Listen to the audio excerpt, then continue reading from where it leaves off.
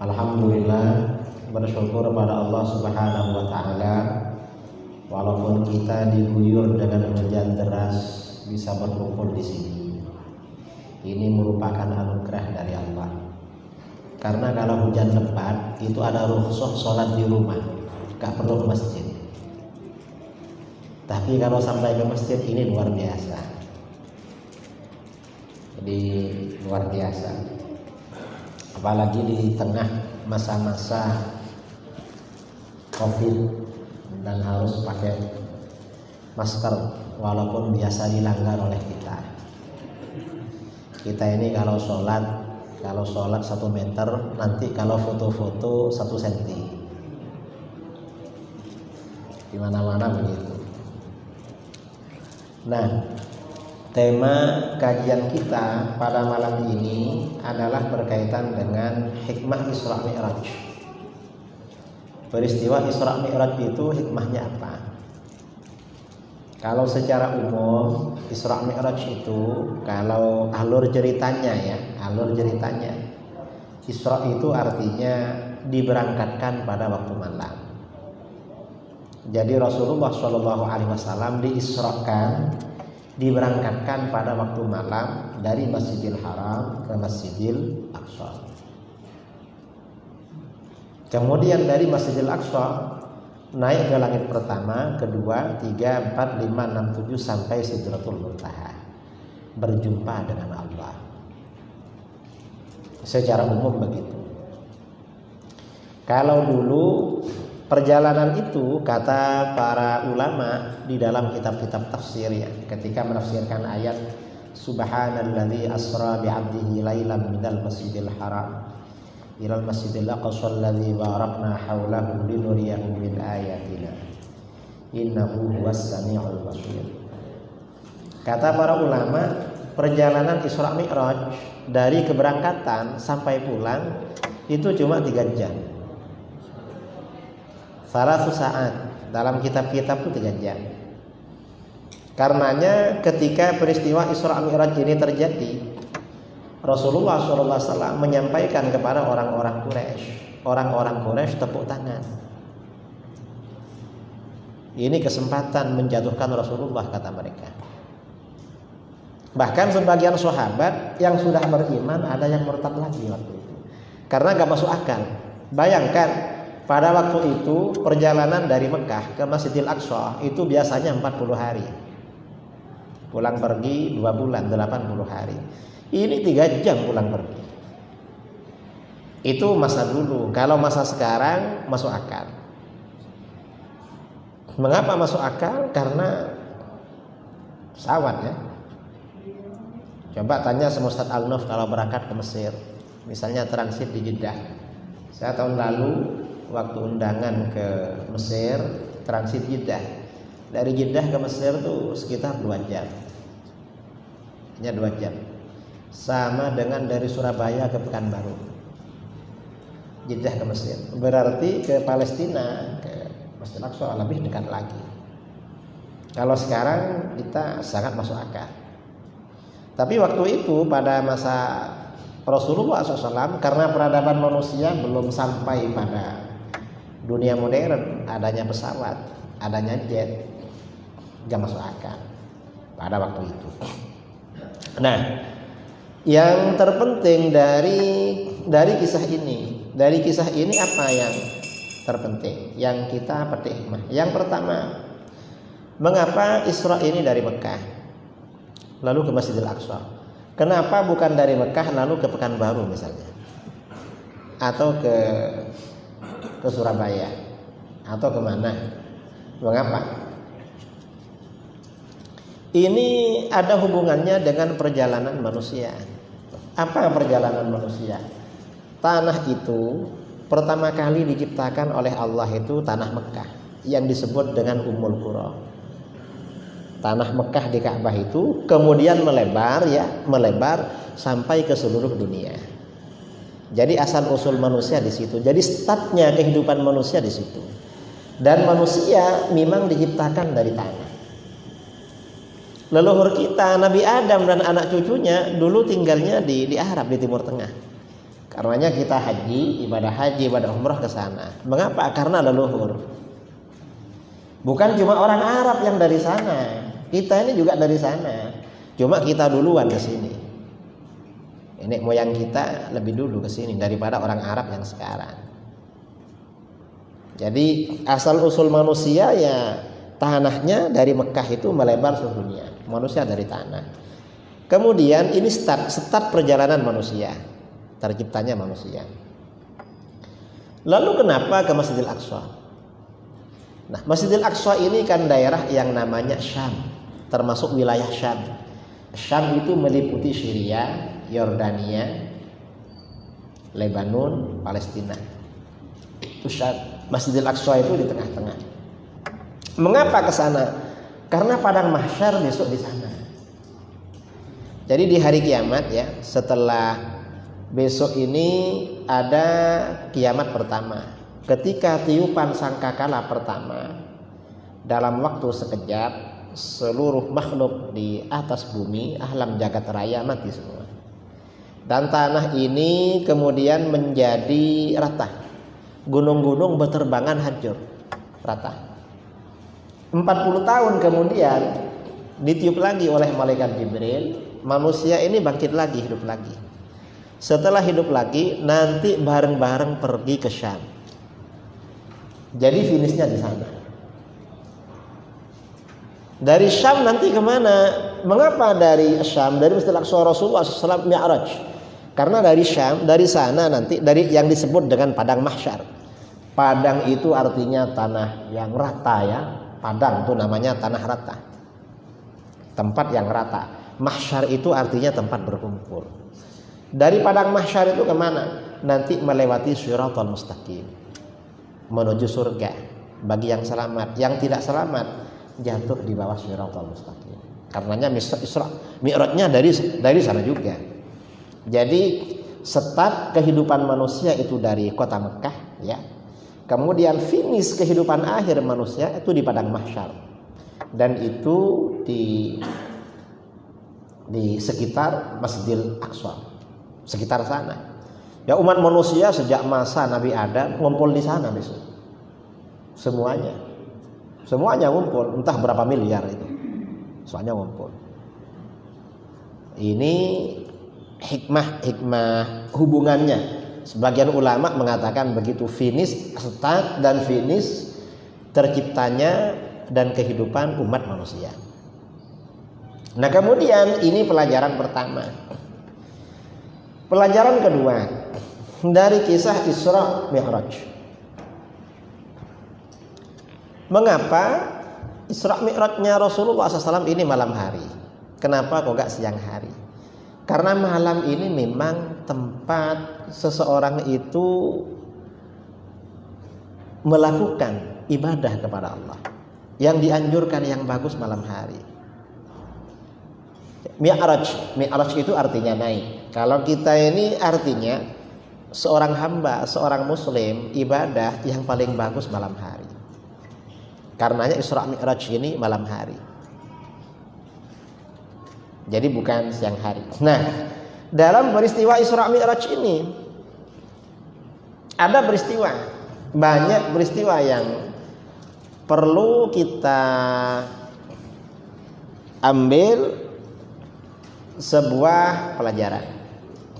Apa pelajaran-pelajaran yang bisa kita ambil dari peristiwa Isra Mi'raj itu? Yang pertama, tadi sudah ada ya pelajaran. Ini cuma pelajaran berikutnya. Hikmah dari Isra Mi'raj, hubungannya dengan ajaran atau faham Ahlus Sunnah wal Jamaah. Karena kita ini orang Ahlus Sunnah, umat Islam, gak boleh benci Arab. Mengapa? Kita asalnya dari Arab semua. Hatta orang hitam, orang mana, dari sana semua memang, leluhur dari sana. Makanya haji ke sana. Nabi Adam ya di sana. Nah, dalam perjalanan Isra Mi'raj, perjalanan Rasulullah SAW dari Masjidil Haram, beliau naik Buraq, pesawat yang namanya Buraq. Kemudian di perjalanan menuju Masjidil Aqsa, Rasulullah singgah di beberapa tempat. Singgah di makamnya Nabi Musa. Nabi Musa sedang sholat. Singgah di tempat kelahirannya Nabi Isa, Bethlehem. Lalu sholat di situ. Ini artinya apa? Ini kata para ulama menunjukkan anjuran berziarah ke makam. Ke makam orang soleh. Seperti para nabi. Para nabi ini orang soleh kelas atas. Kalau selain para nabi, orang-orang soleh di bawahnya. Dan ini juga mengandung pelajaran bertabarruk dengan asar, dengan peninggalan orang-orang soleh. Karena di Bethlehem, Baitul Lahmin, itu tempat kelahirannya Nabi Isa. Baginda Rasulullah SAW sholat di situ 2 rakaat. Karenanya sholat di masjid-masjid lama yang dibuat oleh orang-orang dulu itu lebih afdol daripada yang dibangun orang-orang sekarang. Mengapa? Karena masjid-masjid yang lama itu banyak orang soleh yang dulu-dulu di situ. Dan hartanya orang dulu-dulu bersih-bersih. Dulu belum ada bank. Kalau yang sekarang ini ya sudah kurang orang solehnya. Nah, kemudian sampai di Masjidil Aqsa. Begitu sampai di Masjidil Aqsa, malaikat Jibril azan. Begitu azan, seluruh arwah para nabi, para rasul, para malaikat ngumpul. Artinya apa? Kalau azan segera datang. Azan itu memanggil. Setelah kumpul baru iqamah. Kalau jamaah sudah kumpul iqamah. Setelah iqamah, maka bagaimana? Semuanya berbaris shaf. Dan rapat pada waktu itu karena Covid waktu itu gak mempan. Entah sudah ada apa belum nggak tahu. Kayaknya yang mempan di sini cuma. Karena di daerah-daerah lain itu sudah tidak mempan Covid. Jadi begitu rapat, soft rapi, maka bagaimana? Malaikat Jibril meminta baginda Rasulullah SAW untuk menjadi imam. Nah, ini artinya apa? Berarti Rasulullah ini adalah nabi, rasul yang paling utama. Mengapa? Menjadi imam para nabi yang lain. Karenanya beliau bersabda, "Ana sayyidu waladi Adam wala fakhra." Saya ini penghulu anak cucu Adam. Adam wa man dunahu tahta liwa'i yaumal qiyamah. Adam dan nabi-nabi yang setelahnya itu di bawah bendera saya pada hari kiamat. Ini menunjukkan Rasulullah SAW itu adalah makhluk yang paling utama. Karenanya di dalam kitab Tauhid, dalam kitab Aqaid dikatakan wa afdalul khalqi 'alal itlaqi nabiyuna famil 'anis syiqaqi. Dan makhluk yang paling utama secara mutlak adalah nabi kita sallallahu alaihi wasallam. Makhluk paling utama. Nah, ini penting kita membicarakan makhluk paling utama. Mengapa? Kita umatnya. Karena keutamaan misalnya orang tua, keutamaan orang tua, keutamaan guru, apalagi keutamaan nabi itu ada berkahnya pada pengikut. Ada orang tuanya banyak uangnya, itu lebih enak daripada yang orang tuanya gak punya uang. Ini secara duniawi. Ada orang tuanya soleh, ini lebih beruntung daripada orang yang orang tuanya tidak soleh. Apalagi ada umat nabinya paling utama, ini paling beruntung. Mengapa? Kita ini nakal-nakal begini, umatnya nabi paling utama. Karena kalau paling utama, paling banyak rahmat, paling banyak anugerah dari Allah yang diberikan kepada nabinya, kemudian dialirkan kepada umatnya. Makanya ada orang tanya ya, kenapa kok mengadakan acara Isra Mi'raj? Orang-orang yang nggak suka Isra Mi'raj itu ya macam-macam lah. Nabi nggak pernah mengadakan Isra Mi'raj. Loh, ini dari siapa? Hadis-hadis tentang Isra Mi'raj itu banyak versinya. Itu kan dari Rasulullah SAW. Karena sekarang ini kalau nggak ada Isra Mi'raj, orang nggak ngerti apa maksud Isra Mi'raj. Kita ini penting. Nah, jadi ini keutamaan Rasulullah SAW, bahwa Rasulullah ini makhluk paling utama, ini memberkahi. Barokahnya apa? Umatnya juga umat paling utama. Karena Rasulullah ini makhluk paling utama, umatnya umat paling utama. Untuk berkumpul dengan Rasulullah modalnya ringan bagi kita, gak berat. Mengapa? Karena nabinya paling utama. Ini kata sahabat ya. Hadis riwayat Bukhari. Anas bin Malik, dari Anas bin Malik radhiyallahu anhu. Ada seorang A'rabi, Arabiyan. Atan Nabi SAW faqala. Ada seorang A'rabi datang kepada Nabi SAW. Lalu A'rabi ini berkata, "Ya Rasulullah, mata sa'ah." Hai Rasulullah, kapan hari kiamat? Katanya nanti ada kiamat. Kapan Rasulullah? Rasulullah balik bertanya, "Ma a'adatta. Apa persiapan kamu untuk hari kiamat?" Persiapan kamu untuk hari kiamat apa? Karena hari kiamat ini hari yang sangat mengerikan, dahsyat. Harus ada persiapan. Kamu persiapannya apa? Laki-laki ini menjawab, "Ma a'adattu laha syai'an ya Rasulullah." Kalau persiapan enggak ada Rasulullah. Bingkas roti sholat, saya ini enggak banyak sholat sunnah. Wala syiyam, enggak banyak puasa sunnah. Wala shadaqah, shadaqah enggak banyak pula katanya. Enggak ada persiapan. Ghairu anni uhibbullah wa rasulah. Tapi saya ini cinta kepada Allah dan Rasulnya. Modal saya ini cuma modal cinta. Apa jawaban Rasulullah?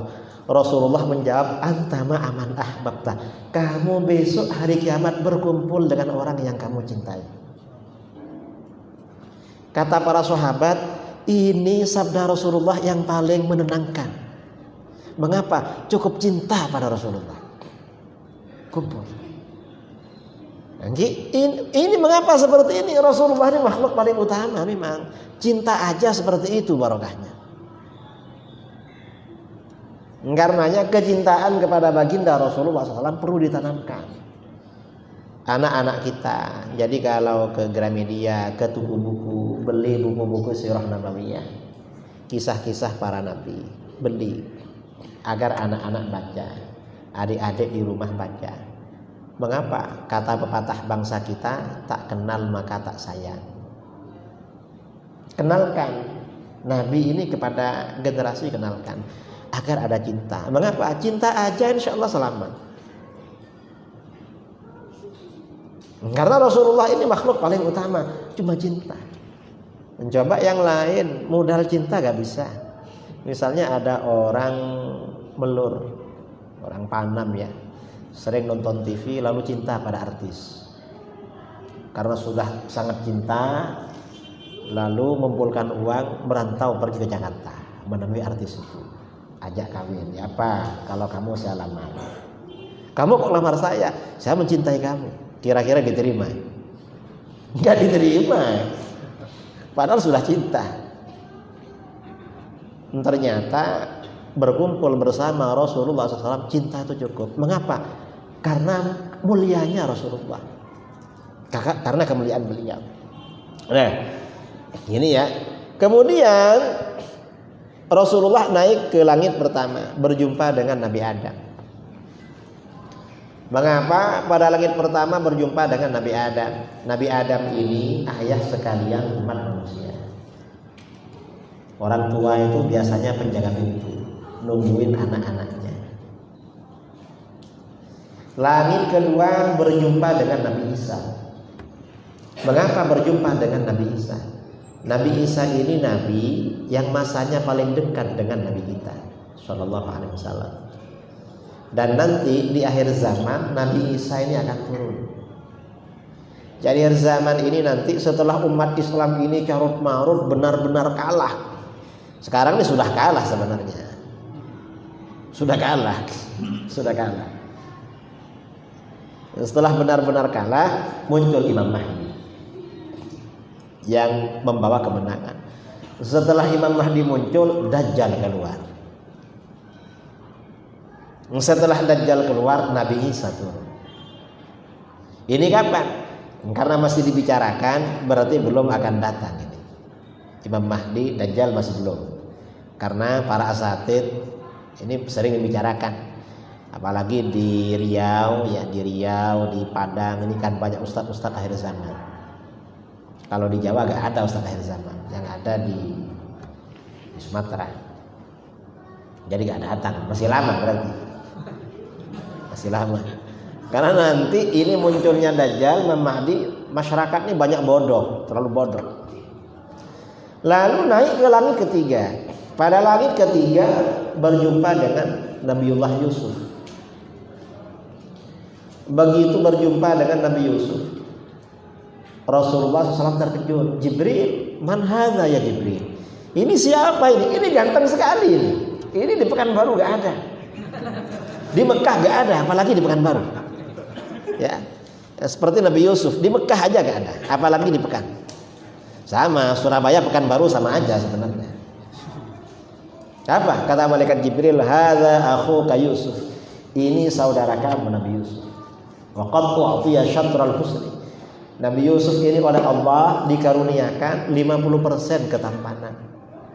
Nabi Yusuf ini gantengnya 50%. Dalam satu riwayat, karena Rasulullah SAW sangat kagum kepada Nabi Yusuf, malaikat Jibril kasih cermin, Rasulullah suruh lihat wajahnya.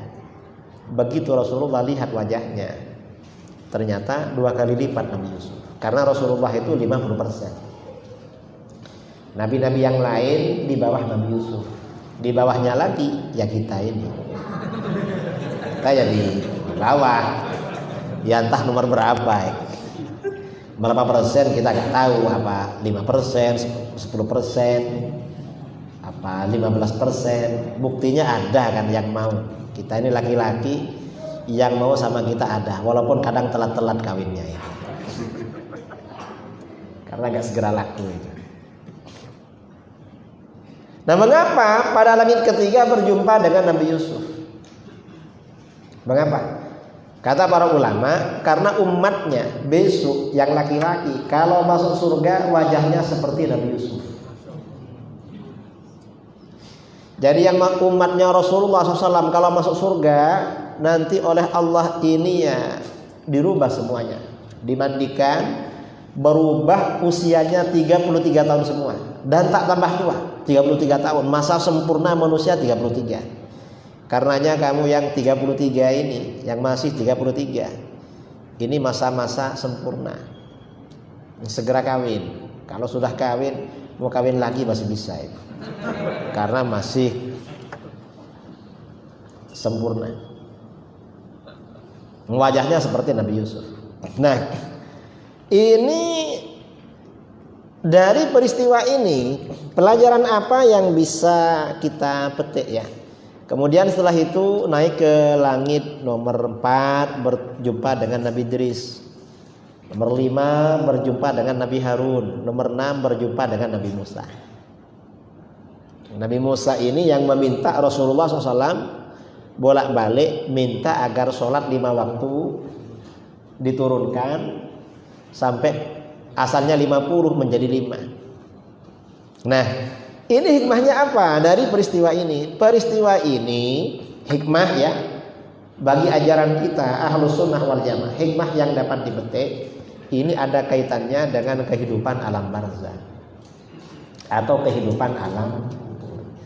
Artinya apa? Bahwa para nabi, orang-orang soleh, para ulama, orang-orang beriman yang sudah meninggal dunia itu sebenarnya masih hidup. Masih hidup para nabi itu, masih hidup. Sebagian ulama ahli tafsir ya, ketika menjelaskan kehidupan para nabi dan orang-orang beriman di alam barzah, mengambil istimbat dari ayat dalam tafsir Ibnu Katsir, ayat dalam surah At-Taubah, wa qul i'malu fasayarallahu 'amalakum wa rasuluhu wal mu'minun. Katakan Muhammad, lakukan apa saja yang kalian mau, kerjakan apa saja yang kalian mau. Fasayarallahu 'amalakum, Allah akan melihat perbuatan kamu. Apapun yang kalian lihat, yang kalian lakukan, Allah tahu. Karena Allah tahu amal kamu pasti dibalas oleh Allah. Kalau kemaksiatan itu terang-terangan, biasanya oleh Allah dikasih musibah balasannya. Kalau kemaksiatan itu cuma ham itu artinya bermaksud, berangan-angan mau melakukan maksiat. balasannya tiba-tiba susah. Tidak ada persoalan, uang ada, ini ada, tiba-tiba sumpek. Kata Siti Aisyah radhiyallahu anha, kalau pikiran tiba-tiba sumpek, tiba-tiba galau, perlu introspeksi. Barangkali pernah bermaksud melakukan maksiat dan tak sampai dilakukan. Karena Allah tahu. Sudah maklum ya, kalau Allah tahu perbuatan kita sudah maklum. Kemudian wa rasuluh. Rasul juga tahu perbuatan kamu. Yang dimaksud Rasul ini tahu perbuatan kamu, apakah berlaku ketika Rasul masih hidup atau sampai sekarang? Kata para ulama berlaku sampai sekarang. Karenanya di dalam hadis ya, Imam Ibnu Katsir ketika menafsirkan ayat ini, selain pakai dalil-dalil hadis Isra Mi'raj, menyampaikan hadis riwayat Al-Bazzar, Rasulullah SAW bersabda, hayati khairun lakum, tuhditsuna wa yuhdatsu lakum. Kehidupanku ini baik buat kamu. Aku ini hidup baik buat kamu. Mengapa? Tuhditsuna wa yuhdatsu lakum. Kalian berbuat sesuatu, nanti jawabannya, solusinya disampaikan melalui aku. Dulu ketika Rasulullah SAW masih hidup, setiap ada persoalan yang menimpa para sahabat, persoalan hukum tanya Rasulullah, persoalan pribadi menghadap Rasulullah,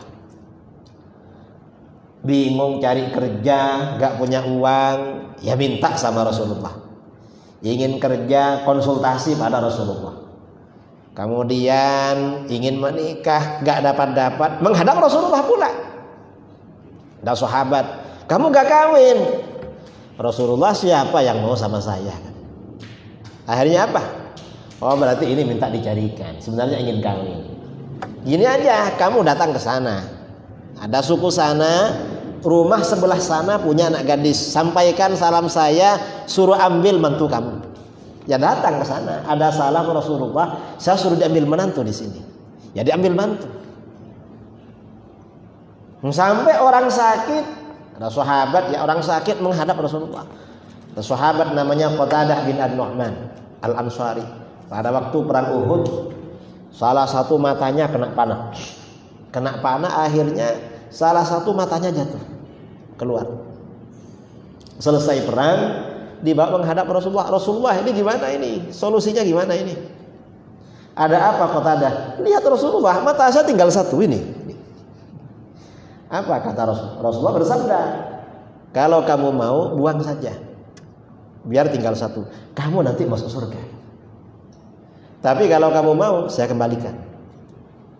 Apa kata Rasulullah? Surga ini memang pahala yang agung dan diinginkan. Tapi kalau ini gak kembali lagi Rasulullah, mata saya tinggal satu, saya gak bisa kawin lagi. Saya ini suka kawin. Kalau tinggal satu, siapa perempuan yang mau Rasulullah? Akhirnya apa? Oleh Rasulullah dikembalikan. Rasulullah ini kalau mengembalikan nggak perlu pakai operasi, langsung selesai. Dan sampai wafat, mata beliau yang sebelah itu lebih terang pandangannya daripada yang sebelahnya. Setelah dikembalikan, apa kata Qatadah? Rasulullah apa? Doakan masuk surga. Jadi doakan oleh Rasulullah, didoakan. Rasulullah ini amalan sunnah tidak maksa, dan dipaksa para sahabat. Ini sunnah, buang aja, kamu nanti masuk surga. Enggak, Rasulullah ini kalau gak kembali ya apa? Gak ada yang mau sama saya, jadi kembalikan. Padahal sunnah itu. Coba sekarang amalan sunnah yang gak melakukan dimarah-marahin. Rasulullah gak gitu dulu, gak gitu. Ada sahabat lain tunanetra menghadap Rasulullah, doakan nih biar sembuh. Rasulullah bersabda, kalau kamu mau, kamu yang sabar, biar buta, nanti masuk surga. Tapi kalau kamu mau ya tak sembuhkan. Kalau kamu mau, kamu biar buta aja, itu lebih baik bagi kamu. Berarti yang sunnah orang buta biar tak buta kan. Tapi kalau kamu mau tak doakan. Ternyata apa? Tidak Rasulullah, saya ingin melihat katanya. Ya dikasih cara oleh Rasulullah. Artinya apa? Kalau masalah makruh, masalah meninggalkan yang utama. Gak apa-apa, yang penting bukan perkara haram. Jangan dipaksakan. Karena orang-orang Wahabi itu, orang Salafi, orang meninggalkan sunnah, meninggalkan yang sunnah-sunnah, itu dimarahi, seakan-akan meninggalkan barang haram. Hukum itu ada yang makruh, ada yang begini, ya biar tidak apa-apa ditinggalkan. Memang syarat seperti itu. Jadi ketika Rasulullah masih hidup, memang semua persoalan sahabat itu kepada Rasulullah. Lalu setelah wafat, kalau Rasulullah wafat gimana? Hayati khairun wa mamati khairun lakum. Saya ini kalau meninggal baik pula buat kamu. Mengapa? Tu'radu alayya a'malukum. Amal perbuatan kamu diperlihatkan kepadaku. Apa saja yang kita lakukan Rasulullah tahu. Fa in ra'aitu khairan hamidullah. Kalau aku lihat perbuatan kamu baik, aku memuji kepada Allah. Wa in ra'aitu ghaira dzalik istaghfartu lakum. Kalau aku lihat perbuatan kamu tidak baik, aku doakan Allah mengampuni dosa kamu. Ini rahmahnya Rasulullah. Tidak cinta gimana pada Rasulullah. Senang amal kita ini baik, beliau senang bersyukur. Amal kita agak baik, didoain. Enggak dimarahin, masuk neraka kamu nih, sesat. Enggak begitu. Didoakan. Kita ini kalau ada saudara kita, doakan pada Allah. Doakan. Jangan dijerumuskan. Itu Rasulullah. Jadi semuanya tahu. Ada seorang ulama besar ya, kalau nggak salah apa Syamsul A'immah Al-Hulwani, ulama Hanafi. Ditanya oleh putrinya, ya, beliau ulama besar. Kalau orang itu muntah, batal nggak wudunya? Mazhab Hanafi, orang muntah wudunya batal. Lalu kata Imam Al-Hulwani, batal kalau muntah. Malamnya bermimpi Rasulullah. Nggak batal. Yang batal itu kalau muntahnya penuh, kalau sedikit nggak batal. Itu mazhab Hanafi ya. Kalau mazhab Syafi'i nggak batal. Lalu setelah itu, setelah bangun, Al-Hulwani buka kitab, ternyata betul. Yang batal itu kalau penuh, kalau dikit nggak batal. Akhirnya apa kata beliau? Berarti setiap ada ulama berfatwa, ada ustadz berceramah, Rasulullah tahu. Karenanya para asatid, para kiai mau ceramah ditanya orang mau jawab hati-hati. Mengapa? Rasulullah tahu. Cuma kita ini walaupun salah gak ditegur. Mengapa? Bukan makomnya, bukan orang soleh. Kalau yang soleh-soleh salah sedikit ditegur. Kita ini walaupun kalau kita ditegur bukan Rasulullah datang, mungkin nanti turun dari masjid apa, kaki kena batu akhirnya sakit. Tegurannya beda. Kalau ulama-ulama dulu Rasulullah yang tegur. Karena Rasulullah tahu. Ini orang tanya, Kiai gimana Rasulullah memantau perbuatan kita? Kita di Mekah, Rasulullah di Madinah. Kalau dulu mungkin perlu bertanya seperti itu. Sekarang nggak perlu, karena sudah ada ini, ada live streaming. Ini yang lihat kegiatan kita nggak usah Rasulullah sekarang. Hatta orang di Jawa, orang di mana lihat kita acara apa di sini. Artinya apa? Temuan teknologi modern ini semakin memperkuat kebenaran ajaran agama. Ini azan ya, karena azan kita azan habis ini sholat.